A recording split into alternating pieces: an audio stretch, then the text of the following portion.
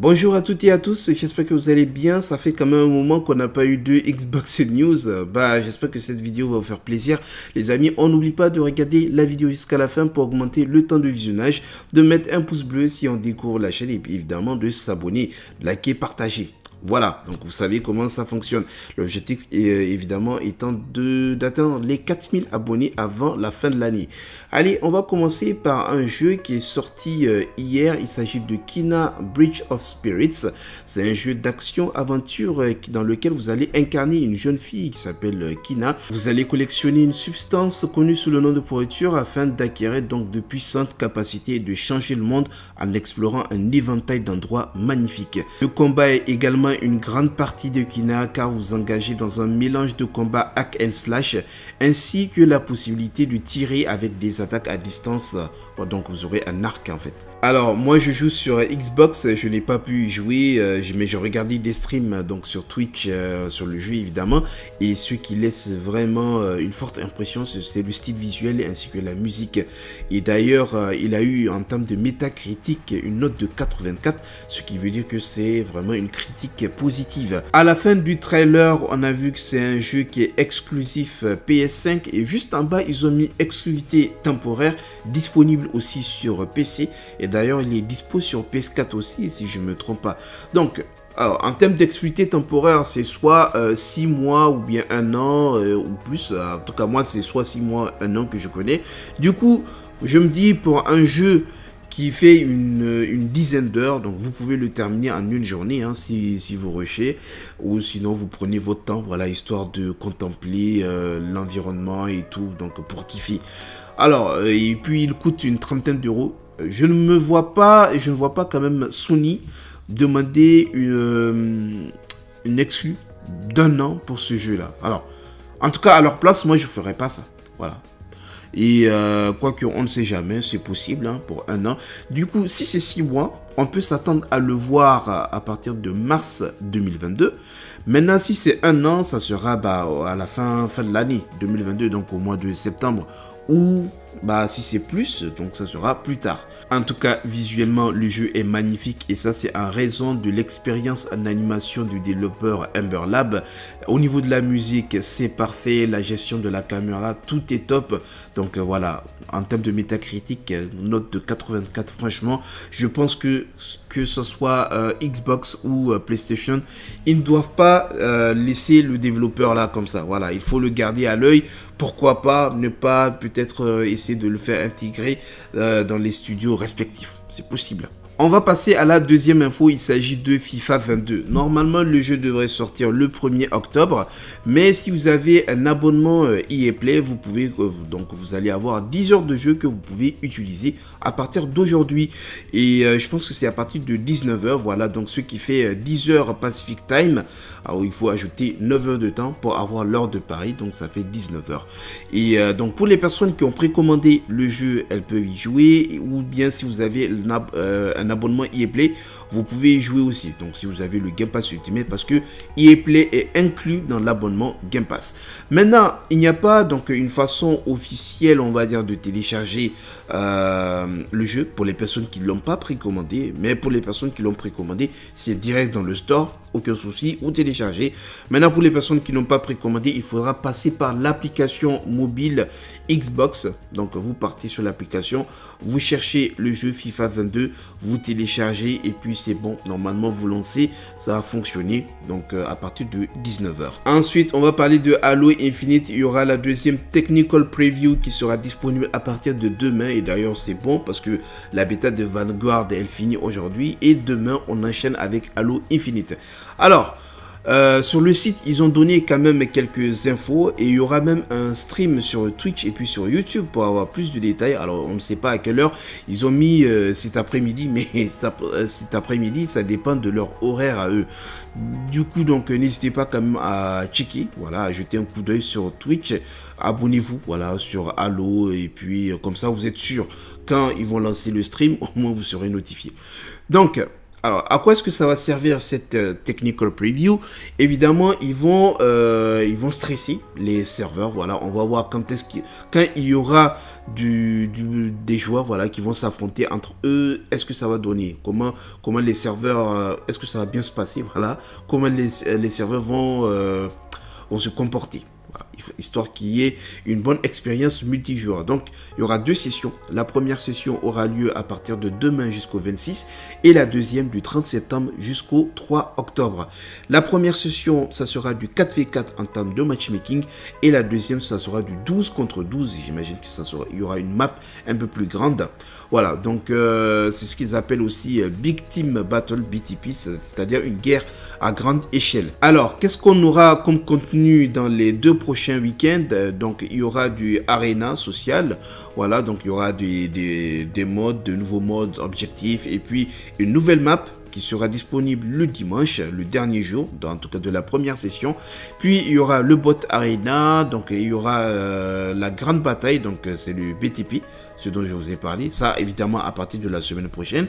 Et puis, il y aura 3 modes sur fragmentation. Il y aura le mode entraînement, il y aura exercice d'armes, c'est ce qu'on avait sur la première tech preview. Il y aura la personnalisation, voilà ce que vous pouvez faire, donc customiser votre personnage. Puis, il y aura le pass de combat et puis une nouvelle application Halo Waypoint et une expérience web. Ça, je ne sais pas ce que c'est, mais bon, on verra ça après. Donc, maintenant, pour qu'il y ait évidemment plus de données à récupérer, parce que si c'est sur toute une journée, les joueurs ne vont pas tous se connecter au même moment et ainsi de suite, alors que quand le jeu va sortir, il y aura plein de joueurs qui seront dispo au niveau du serveur. Alors les serveurs ne vont pas se comporter de la même façon. Donc pour avoir vraiment le plus de données possible, ils ont décidé de mettre le matchmaking à des heures précises.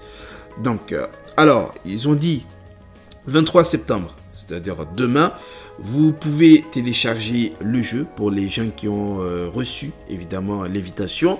Il y aura le mode entraînement et mode exercice d'armes disponible. Je pense que c'est ce qu'on avait au niveau de la première tech preview. Les joueurs peuvent jouer en coop contre l'intelligence artificielle. Et d'ailleurs, ils ont dit que les bots ont été améliorés aussi. Le 24 septembre, à partir de 10h à 14h et 17h-21h, il y aura le matchmaking. Mais attention, ça c'est du Pacific Time. Alors, entre Pacific Time et Paris, il faut ajouter 9h. Donc, ce qui veut dire 19h-23h et 2h du matin jusqu'à 6h du matin. 6h du matin.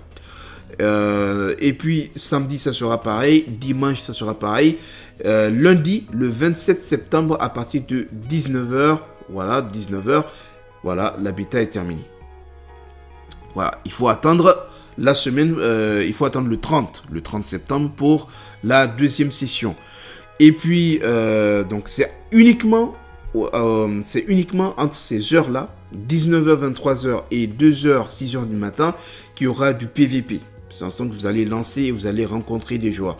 Maintenant, en dehors de ces heures-là, il y aura juste le mode entraînement et le mode exercice d'armes qui seront disponibles. Maintenant, pour le week-end 2, à partir du 30 septembre, on pourra commencer à télécharger, on pourra avoir accès donc au serveur, ce qui veut dire qu'on pourra faire de l'entraînement ou bien exercice d'armes. Vendredi 1er octobre jusqu'au 3. Donc jusqu'au 3 octobre dimanche, ça sera pareil, les mêmes heures, 19h, 23h et puis 2h du matin jusqu'à 6h du matin pour du PVP, mais cette fois à grande échelle. Donc j'imagine qu'il y aura de nouvelles maps parce que une petite map 12 contre 12, voilà, c'est trop. Les joueurs seront trop sérieux entre eux. Toujours dimanche 3 octobre à partir de 6h du matin, ils vont lancer un sondage évidemment pour donner votre avis sur la preview. Voilà, qu'est-ce que vous en avez pensé et ainsi de suite. Et le lundi 4 octobre à partir de 19h, voilà, c'est fini. Donc la technical preview sera terminée, on ne pourra plus avoir accès au serveur. Et mercredi 6 octobre, c'est fini. Voilà, le support Halo Infinite se ferme et je pense pour pouvoir rejouer à Halo, il faudra attendre la démo, voilà, avant la campagne solo. Voilà, donc en dehors du matchmaking, le mode entraînement, exercice d'armes, passe de combat, expérience, personnalisation, tout ça, ça sera disponible au niveau du jeu. Comme ça, vous allez vous entraîner et quand il y aura le PVP, vous allez jouer contre les autres joueurs. Donc c'est à vous de voir, dites-moi quel créneau vous arrange. Alors 19h, 23h, je pense qu'ils ont fait de telle sorte que bah au moins les gens puissent jouer. 19h, on considère que voilà, normalement tu es chez toi, tu as fini de travailler, ou si tu ne peux pas, bah, ou si tu travailles très tard, donc il y en a qui travaillent tard, hein. C'est comme ça. Au moins, vous allez pouvoir jouer entre 19h et 23h. Et puis, bah, si vous travaillez tard, vous partez travailler voilà, jusqu'au matin. Ou sinon, si vous travaillez le matin et puis vous ne travaillez pas le soir, tout compte fait, il y a les créneaux vont arranger les gens. En tout cas, nous, on va se le faire. Bon, quoique moi, c'est un créneau qui ne m'arrange pas vraiment. Parce que je joue à partir de minuit. Ah, oh, attends. Bah oui, minuit jusqu'à 2h30. Et si ça commence à 2h, c'est que j'aurai 30 minutes de jeu. Mais maintenant, bah, entre 19h et 23h, je ne joue pas. Bah, je vais voir s'il y a moyen, c'est sûr. Voilà, il faut que je me trouve un créneau et puis on pourra se faire quelques sessions ensemble. N'hésitez pas à venir. En tout cas, j'espère que quand même vous êtes enregistrés. Hein. Allez, on va passer donc à la prochaine info, la dernière. Il s'agit de Far Cry 6 qui n'aura pas de ray tracing contrairement au PC. Voilà, on s'attendait à ce qu'il y ait du ray tracing, mais il n'y en aura pas. Et d'après donc la programmeuse Stéphanie, c'est la programmeuse principale, il faut le préciser, Stéphanie Brainham, donc dans une interview avec WebTech, elle a dit que le ray tracing est une fonctionnalité uniquement sur PC. Sur console, notre objectif a été donc de tirer parti de nouvelles capacités matérielles, d'optimiser les performances ciblant la 4K et d'atteindre les 60 images par seconde, par exemple, tout en veillant à ce que de nouvelles fonctionnalités de jeu, comme notre système météorologique dynamique, soient prises en charge sur toutes les plateformes. Elle a aussi parlé des avantages que les joueurs qui sont sur Xbox Series X vont obtenir, contrairement aux joueurs PS5. Ah, elle n'a pas précisé quel avantage, on ne sait pas, on verra bien à la sortie du jeu. Moi, je trouve que c'est dommage, mais j'aurais bien aimé quand même qu'ils mettent, même si c'est 1080, 30 fps avec du ray tracing ou 60 fps, mais j'ai l'impression qu'ils veulent quand même toujours respecter les 4K 60 fps parce que bah, c'est ce qu'on a promis aux joueurs. Voilà, quand ils achètent leur console, ils veulent de la 4K 60 fps. Maintenant, le ray tracing, ça se voit que c'est énergivore, du coup, peut-être.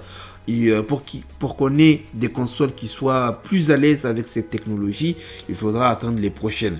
Et même sur PC, par exemple avec une RTX 3080 en 4K, bah, vous aurez 30 fps avec du ray tracing, tandis qu'une 3070 avec de la 2K, vous aurez 60 fps ray tracing activé. Bon, j'imagine avec une RTX 3080, peut-être qu'il y a moyen d'aller plus si on choisit une résolution 2K.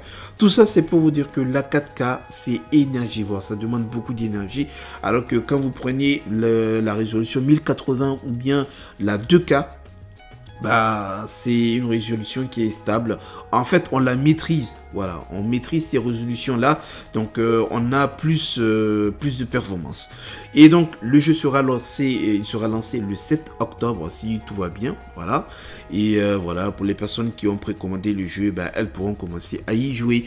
Voilà, les amis, c'est la fin de la vidéo. J'espère qu'elle vous a plu. On n'oublie pas, en tout cas, le petit pouce bleu, les abonnements, les commentaires, on like, on partage et tout. Et puis, on se dit à la prochaine. Salut!